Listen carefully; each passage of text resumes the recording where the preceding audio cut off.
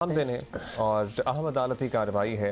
Islamabad high court ने chairman PTI की सज़ा मुअत्तली की दरख्वास्त पर फैसला आज सुनाया जाएगा में और तहरीक इंसाफ को आज बड़ी उम्मीदें हैं कि उनके लीडर को रिहाई मिल जाएगी, लेकिन मामला ज़ाहिर इतना सादा नहीं है। चेयरमैन पीटीआई की और भी केसेस में गिरफ्तारी डाली जा चुकी है। चीफ जस्टिस आमिर फारूक और जस्टिस तारिक जहांगीरी पर मुश्तमिल डिवीज़न बेंच ने कल इलेक्शन कमीशन के वकील अमजद परवेज़ के दलाइल मुकम्मल होने पर फैसला महफूज किया था।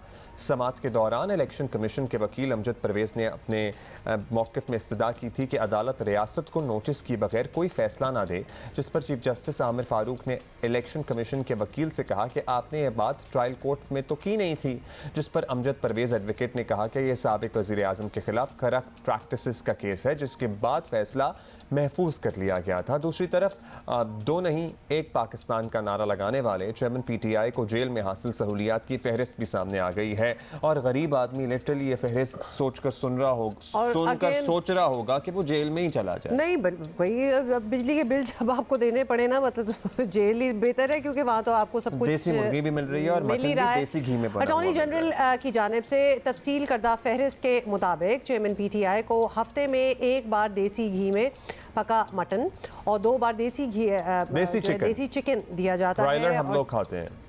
चेयरमैन पीटीआई को ताज़ा फल, सब्जियां, दालें और चावल जो है वो जेल मेन्यू के तहत दिए जाते हैं। By the way jail menu है, नाश्ता जो है वो ब्रेड है, ऑमलेट है, दही है, चाय है, ये सब कुछ है। और रिपोर्ट के मुताबिक देसी घी में बना हुआ मटन और देसी चिकन जेल मेन्यू नहीं है, बाकी चीजें जेल मेन्यू है, सो उनका एक्सेप्शन ये लदा होगा। अब आई एम थिंकिंग कि उनके घर से आता होगा ये खाना, क्योंकि जेलों में घरों से भी खाने जाते हैं, आपको पता है। लेकिन आई वंडर कि ये अच्छा, रिपोर्ट के मुताबिक 9x11 का बैरक है जिसका फर्श पक्का है, रंग रोगन हुआ है, एयर कूलर मौजूद है, मैट्रेस है, 4 तकिए हैं, कुर्सी और मेज़ है। बैरक में मौजूद ये सारी चीज़ें मौजूद हैं। वॉशरूम है 7x4 का, ठीक है, और इसकी दीवार 6 फुट बुलंद है। 21 इंच का टीवी है, रोज़ाना अखबार आता है।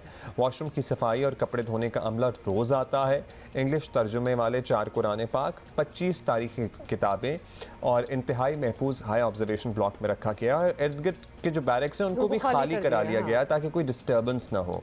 इजाफी 54 सिक्योरिटी एहलकार तैनात किए गए हैं। चेयरमैन पीटीआई की 18 दिन की कैद में 3 बार इनकी अहलिया ने, 3 बार वकला ने मुलाकात की है और 5 डॉक्टर्स पर मुश्तमिल टीम रोज़ाना चेयरमैन पीटीआई का मुआयना करती है। क्यों रोज़ाना क्यों करती है? 5 अगस्त को सेशन अदालत ने तोशाखाना केस में चेयरमैन पीटीआई को 3 साल की सज़ा सुनाई थी और इन दिनों एक्चुअली वो अटक जेल में जेल काट रहे हैं। लेकिन मुझे उन दिनों की याद भी आ गई जब ये अमेरिका में जलसों में खड़े होकर कहते थे कि मैं इनके बैरकों से एसी हटवाऊंगा या कूलर ख़त्म कराऊंगा और टीवी बंद कराऊंगा, और आज इन्हीं की सहूलियात का जिक्र हो रहा है जो जेल में मिली हुई हैं। इंसान को डरना चाहिए हमारे कोई भी बात करने से पहले। कॉरेस्पॉन्डेंट अवैस यूसुफजई हमारे साथ हैं। पहले एक चीज़ हम क्लियर कर लें अवैस, ये जो सारी रिपोर्ट आई है कि क्या हालात हैं जेल में जहां पीटीआई चेयरमैन है, ये नॉर्मल कैदी जो होते हैं, हाई क्लास कैदी जिस तरह ये हैं, this is how they are treated और यही फैसिलिटीज़ उनको मुहैया होती हैं?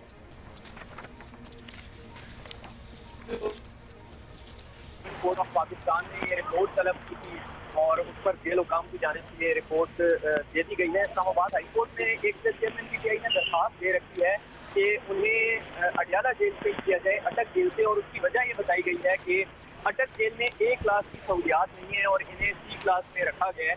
लेकिन ये जो रिपोर्ट आई है वो तो साफ ये बता रही है कि जो सहूलियात A क्लास में मुहैया होनी चाहिए वो उन्हें अटक जेल में नहीं दी जा रही है। तो इसके बाद उनकी जो ये दरख्वास्त है, मेरे ख्याल है ये तो गैर मौसर हो जाएगी रिपोर्ट सामने आने के बाद। जो बाकी दरख्वास्तें हैं, एक सजा मौतनी वाली दरख्वास्त पर अदालत ने गुज़श्ता रोज़ फैसला महफूज कर लिया था। पहले लतीफ़ खोसा एडवोकेट जो चेयरमैन पीटीआई के वकील हैं, उन्होंने बड़े तफसीली दलाइल दिए थे और उसके बाद इलेक्शन कमीशन को सुना गया। अदालत ने कल जो फैसला महफूज किया था वो आज डिवीजन बेंच सुनाएगा। इसमें मैं आपको मुख्तसरन ये बता दूँ कि जो आर्गूमेंट थे जो चेयरमैन पीटीआई के वकला की तरफ से थे और इलेक्शन कमीशन की जानिब से, वो 3 आर्गुमेंट्स बड़े इंपॉर्टेंट हैं। अच्छा Awais, we cannot hear you properly. We are trying to get in touch with you again. Meanwhile हम बता ही रहे हैं कि आज बड़ा इम्पोर्टेंट फैसला सामने आ रहा है, लेकिन एट द सेम टाइम इसके अलावा भी केसेस हैं जिसमें तहरीक इंसाफ के चेयरमैन की गिरफ्तारी डाली जा चुकी है। So that remains a question that whether he is coming out of the jail और नॉट। जो लॉयर्स हैं, जो कानूनदान हैं, वो कह रहे हैं कि इतना आसान नहीं है अभी इनका जेल से एटलीस्ट बाहर आना। जी अवैस, अवैस आवाज़ आ रही है तो आप कंटिन्यू कीजिएगा।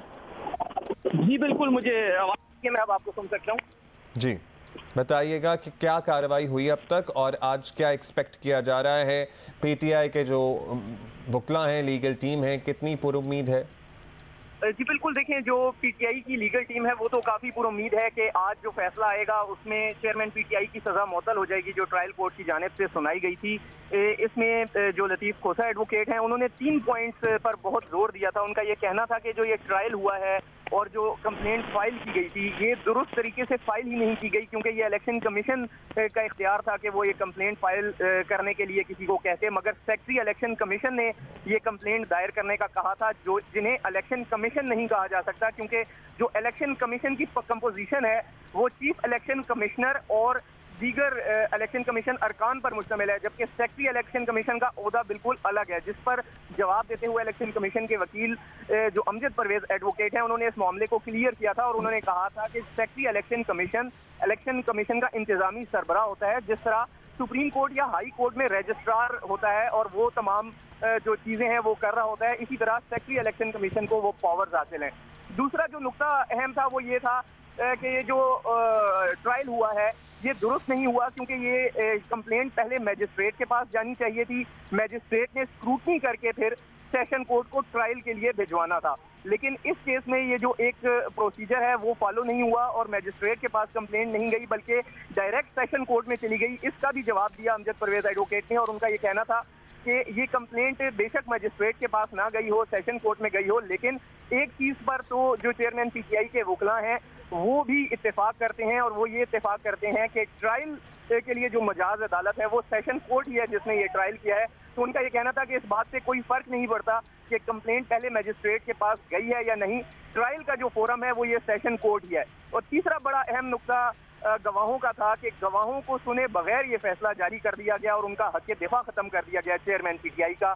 इस पर भी अमजद परवेज ने जो इलेक्शन कमीशन के वकील हैं कोर्ट की मुआवनत की और उनका ये कहना था कि ये पहली दफ़ा नहीं हुआ, ये मामला बिल्कुल नया नहीं है, बल्कि ट्रायल कोर्ट के पास हमेशा ये इख्तियार होता है कि अगर वो ये समझे कि ट्रायल को इल्तिवा में रखने के लिए गैर मुतल्लका गवाहों को पेश किया जा रहा है तो फिर कोर्ट के पास ये इख्तियार होता है कि वो गवाहों की फहरिस्त को मुस्तरद कर दे। और इस केस में भी ये हुआ कि जो गवाह पेश किए जा रहे थे या जो लिस्ट पेश की गई वो टैक्स कंसल्टेंट पर मुश्तमिल थी, जबकि ये जो केस है वो इनकम टैक्स रिटर्न्स का नहीं है बल्कि मिस डिक्लेरेशन का है। तो इसलिए कोर्ट ने जो गवाहों की लिस्ट थी उसे मुस्तरद किया और गैर मुतल्लका करार दिया। ये आर्गूमेंट सुनने के बाद कोर्ट ने फैसला महफूज कर लिया है जो आज सुनाया जाएगा। ऑलराइट, जो आज सुनाया जाएगा।